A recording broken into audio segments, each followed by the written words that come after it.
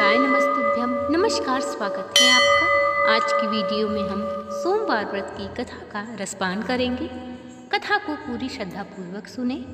केवल कथा सुनने मात्र से आपकी हर मनोकामना पूर्ण होती है।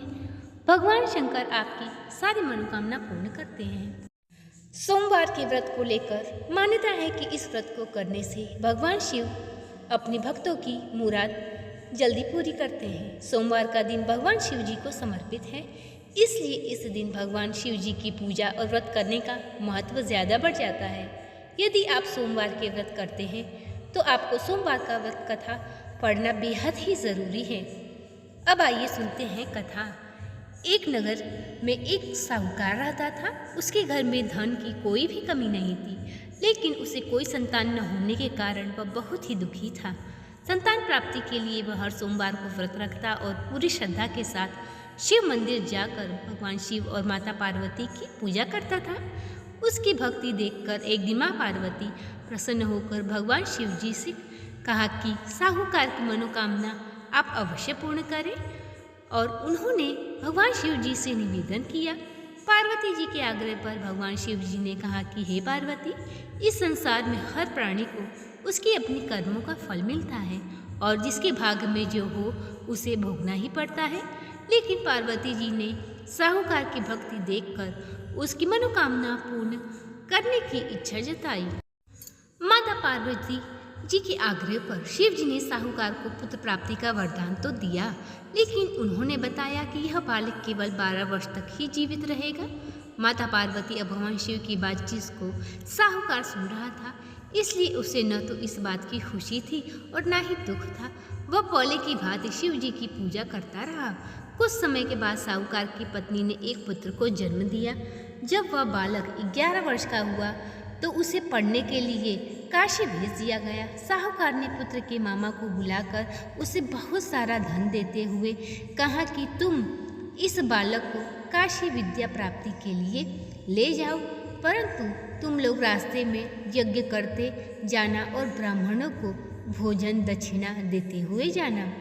दोनों मामा और भांजे इसी तरह यज्ञ कराते हुए ब्राह्मणों को दान दक्षिणा देते हुए काशी नगरी की निकट पड़े। इस दौरान रात में एक नगर पड़ा, जहाँ नगर के राजा की कन्या का विवाह था, लेकिन जिस राजकुमार के साथ उसका विवाह होने वाला था वह लड़का एक आंख से काना। लड़के के पिता ने अपने पुत्र के एक आंख से काने की बात छिपाने के लिए साहूकार के पुत्र को उस लड़की के साथ विवाह करने के लिए उसके मामा को मना लिया और उसके मामा से कहा कि मैं तुझे ढेर सारा धन दूंगा। इस प्रकार मामा मान गया और राजकुमारी का विवाह उस राजकुमार के साथ हो गया। मौका देखकर साहूकार के लड़के ने राजकुमारी की चुनरी पर लिख दिया कि तेरा विवाह तो मेरे साथ हुआ है, परंतु तू जिसके साथ जाएगी वह एक आंख से काना है। जब राजकुमारी ने अपनी चुनरी पर लिखा पढ़ा तो उसने उस लड़के के साथ जाने से मना कर दिया। अब साहूकार का लड़का उसका मामा काशी चले गए। वहाँ वह विद्या प्राप्त करने लगा, परंतु जब उसकी आयु 12 वर्ष की हुई उस दिन उसकी तबीयत बिगड़ने लगी। वह अपने मामा से कहता है कि मामा, मैं अंदर सोने जा रहा हूँ। मामा कहता है ठीक है।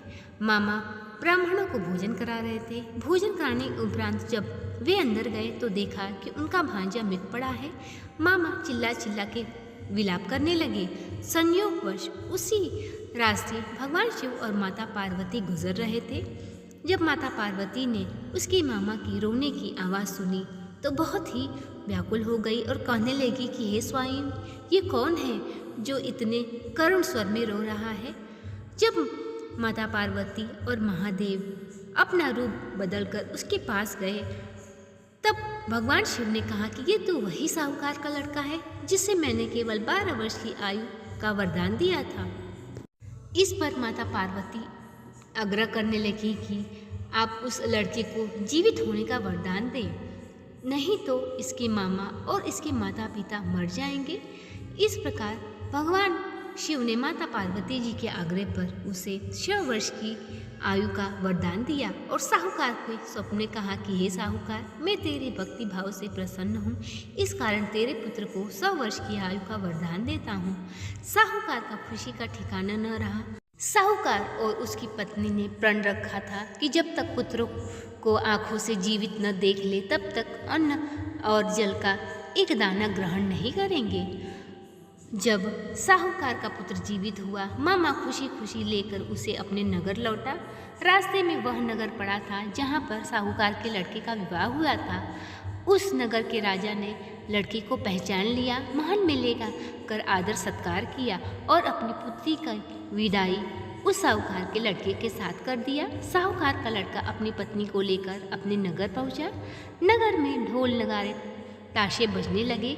नगर में भव्य आयोजन हुआ और साहूकार और उसकी पत्नी खुशी खुशी अपने पुत्र और बहू के साथ रहने लगे। वे इस लोक का सुख भोग कर स्वर्ग को प्राप्त हुए। जो भी यह सोमवार की कथा पढ़ता है उसके सारे दुख दूर होते हैं और सभी मनोकामनाएं भगवान शंकर पूर्ण करते हैं। तो ये थी आज की कथा। वीडियो पसंद आया हो तो चैनल को सब्सक्राइब, वीडियो को लाइक और शेयर करें। कमेंट बॉक्स पे भगवान शिव जी का जयकारा लगाएं। मिलते हैं अगले वीडियो में, तब तक के लिए।